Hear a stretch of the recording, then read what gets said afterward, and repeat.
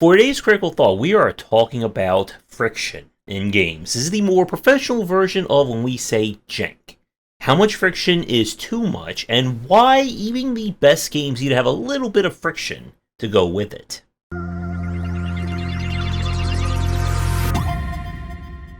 Friction is kind of at the intersection of one of the major aspects that we've talked about in terms of UI, UX, and streamlining design. Good user interface and user experience design is essential when it comes to making a game that is attractive to an audience. But friction kind of gets in the way of that. And it's important to find what we mean by friction versus jank or bad elements. When we talk about jank or bad or troublesome problems in games, we're talking about when the mechanics of the game are clashing with what the developer's intent or the developer wants you to do. A good example of this is in a 3D platformer that, let's say, requires you to make super precise platforming jumps. We're talking, character-wide blocks you have to land on. And the camera is just constantly not showing you the right angle. It's showing over there, it's over there. It's not giving you anything that can kind of let you measure the depth of how you're jumping at kind of the Z-axis. There's no shadow, any kind of indicator whether you're over a platform. And it's just frustratingly difficult. It's doable. It is certainly possible for you to complete this. But it's not going to feel engaging or kind of worth it. It's not testing your skills per se. It's kind of testing your ability to deal with frustration.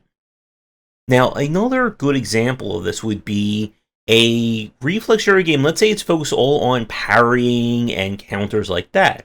But instead of making the parry an instant when you press the button, let's say there's that slight delay. Kind of like in a Souls-like or a Dark Souls game, where it's not just you hit the button, you have to let the guy do this little move like that. But it's at the speed of a game such as Fury, where you have to counter 5 to 7 blows all in a row immediately. Again, it's stuff like this that it sounds like it's going to be a fair challenge, but when you're actively fighting the mechanics of your game to complete it, it doesn't feel good or rewarding. Now, when we talk about friction and the kind of positives of it, friction in this respect can kind of represent the unique selling point of your game. It's something that was not put in by mistake. This was not done unintentionally. The developer wasn't an idiot. They didn't just close their eyes and code, because I'm sure every programmer watching this does all their coding and engine work completely blindfolded. This is an intentional decision to create a specific aesthetic or challenge within your game. So some good examples of this would be survival crafter games. The entire kind of super sim car driving building mechanic, something like Pacific Drive, Jalopy, titles like that. We can even go with games that focus on more niche experiences, such as having a tactical stealth element, going with the whole poker theme gambling that we're seeing with Balatro. These are elements, when we talk about friction, that they define and they kind of push your game's direction and audience in a specific direction. That is something that's very important to understand. Friction in this respect is a one-way street. Once you start adding these specific elements into your game, you are segmenting or kind of adding a repellent into your game for other people. A very, very big example of this are durability systems in games. I hate durability in any game that I've played.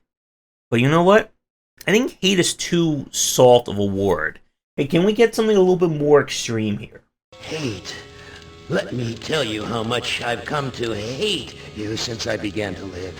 There are 387.44 million miles of printed circuits in wafer-thin layers that fill my complex. If the word hate was engraved on each nanoangstrom of those hundreds of millions of miles, it would not equal 1/1 billionth of the hate I feel for humans at this micro-instant. For you, hate. I don't know. I think that's still a little too soft. in terms of how much I hate durability. Now, someone in the comments down below will probably type in saying, but Josh, just go play this and this, or try this one out, and it will make you fall in love with it. It doesn't work like that. And it's very important as a developer for you to understand that friction will create these stop points for people to play your game. Some people love durability. Again, people who love survival crafters, any kind of survival-based game. Some people do not like this. And while you can introduce kind of sandbox modes, open modes, free modes, whatever kind of modes you want that can remove or get rid of these elements, whatever is considered the core or standard experience of your game, that is going to set the baseline for the consumer expectations and what kind of audience you're building for it. If you are building a super difficult, ultra kill times a million shooter, like when we play the Immortal Lock, when there's like literally 2,000 to 3,000 enemies on screen at one time, you can't then just say, oh, but we'll put in the super easy mode where we drop everything down to just 3 enemies on screen. Because you see, part of friction is that you are defining the audience for your game. And you have to understand, as a developer, who your audience is and what are they expecting out of your game. And the reason why this is important is that just as you can cast a net that is too narrow for your audience, you can also cast one that is too wide. If I'm trying to get super hardcore action fans into my game, but I make the game too easy or I'm not giving them enough bite for it, you may end up with a game that no one will end up really liking. And this can happen from time to time. And it's why, again, you have to understand with friction that this is the selling point of your game, but it's also what's going to stop people from playing it. There is no such thing as the perfect game. The game that has 100% approval rating that everyone loves. It is the officially defining game of forever. It does not work like that. So when it comes to friction, another aspect that I think is also very important to understand, because this is another trap developers will fall into, is that when you create a game that has friction, that has this unique, very gritty, very rough edge to it, that they think every part of their game should be friction or janky or anything like that. It does not work like that. The reason why jank or friction in this respect works is as that one unique aspect of your game. It's that one point that's going to drive people to play it. If every part of your game feels horrible to play, it's awkward to control, and everything like that, people aren't going to stick around for it. A good example is when Tomo and I had a chat about getting over it. And the whole idea of jank and rage-based games like this is that one singular aspect of this game is supposed to be weird, is supposed to be awkward, is supposed to be frustrating or annoying. Because that's what this entire gameplay loop is built on. And when everything is also having that awkwardness to it, it just feels frustrating to play. Good examples of this are any kind of RPG or game like a unique battle system that also makes it very hard to parse what's going on or how to equip your characters, or it's just a confusing mess of numbers and symbols and colors, and maybe the sword helps my character, maybe it doesn't. We won't know until we're 10 minutes into a battle and the character does like 2 points of damage or 88 trillion points of damage. This is again why playtesting matters, even in the most friction-filled games. You want the player to only have that friction with that one aspect of it. Everything else should be as streamlined, as smooth, and easy to control as possible. And you see, that takes me to another point. It's something that we've talked about plenty of times here. When a game blows up that has friction to it, that game is afforded a lot more leeway than every other game that comes out. Even if those games are legitimately better than that original game. Again, the first game that blows up gets a lot more clout and recognition. And what that means is if there's any issues with that first game, pain points, jank, frustration, confusion, anything like that, a lot of people are willing to look past it because it's the first game. But if your game that comes out 2 months later, 3 years later, 7 years later, has the same issues in it, even if the gameplay is better, it will be torn apart by the people who play it. And someone will probably say, well, that's not fair. This game did, so why aren't you complaining about that? Because again, the first game can get away with it. For your game to succeed, it not only has to prove that it's worth playing, it has to be a lot better and fix any of those issues. And time again, we have seen the opposite happen.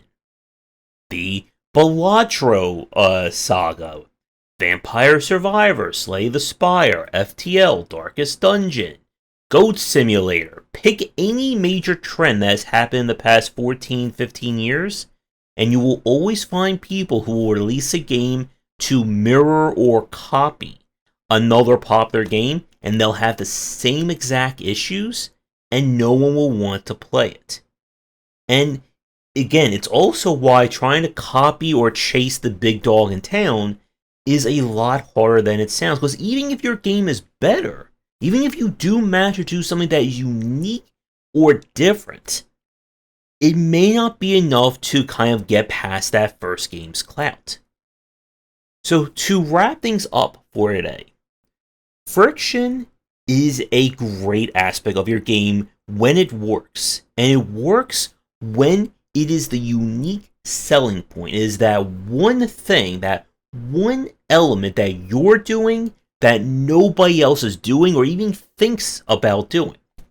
And when you capitalize on it, yes, you are going to be segmenting your consumer base, but you are creating a very laser-focused audience. You're creating an audience that knows what they like, they know your game does what they like, and they're going to play it, buy it, and support any which way they can. And again, games that have friction, as we've talked about, these are not going to turn into Call of Duty numbers, Fortnite numbers, stuff like that. And that's another very important thing you have to understand. The best game, the most awesome, game of the year winning game that is also has a lot of friction to it, is not going to, again, define what video games are to come. It's not going to be the game that every other game is going to be judged by. That's very important as we've been in this whole horrible cycle of layoffs and companies wanting to make number go up. You can only make number go up so far when it comes to games with friction, as we have seen with survival horror being another quintessential example of this. Speaking about survival horror, Capcom, the developer of that little-known game Resident Evil, has a really great story and example of how, when you properly define and have friction in your game, it can lead to some monumental success. And you should all know what game we're going to mention here, and that is, of course, Monster Hunter. Monster Hunter is one of Capcom's longest-running franchises, and for a lot of that time, it didn't really move a lot of numbers. It was popular in Japan, it had a cult following here, but it always just felt very janky to play. It had its unique selling point, yes, but it also had all this baggage that came with it when it came to the UI UX. Monster Hunter World, the kind of like MO or goal of that game the developers talked about in interviews after the fact, was that they wanted to make the perfect springboard for someone who has never touched a Monster Hunter game in their entire life, who maybe did try it but was completely put off by how annoying it was to play. But at the same time, they didn't want to remove what attracted people to it in the first place. Hunting monsters, lots of weird and original weapons, the hunting horn, and if Capcom removes the hunting horn, we know they'll be rioting in the streets over it. And with Monster Hunter World, it still has that friction of the Monster Hunter series. But they did their best to kind of remove as much of the jank and annoyance that series is known for. And it worked. It worked in a huge way, with Monster Hunter World being the best-selling game in the franchise. I think it's top 3 or top 5 best-selling game of Capcom's history to date. And this is what you want to see. When we look at friction, this again is that spice. It is the unique thing of your game. It's that one thing that your game will do that no one else will do. And that also means from a marketing standpoint, you want to put that front and center for every GIF, every trailer, every screenshot you put out. If you're making this like demolition derby game where cars explode when they hit into each other, I want to see a GIF of a car just like exploding into like 20 trillion parts, all flying in 80,000 different directions. And is it realistic? Who cares? It's all about cars going into each other and exploding. Because if you cannot market the friction of your game, you cannot sell this unique element of your game to the consumer base, you don't have a game. You just don't. And you do not want to hide friction. That is another very important trap to avoid. If your game is going to be built on doing something weird or different in it, people need to know about that. You do not want to wait until someone's 15 hours in of let's say, a turn-based strategy game, to then introduce the bullet hell first-person shooter space sim flying part of your game. People aren't going to like that. So, for those of you watching this, what are some of your favorite examples of friction in a game?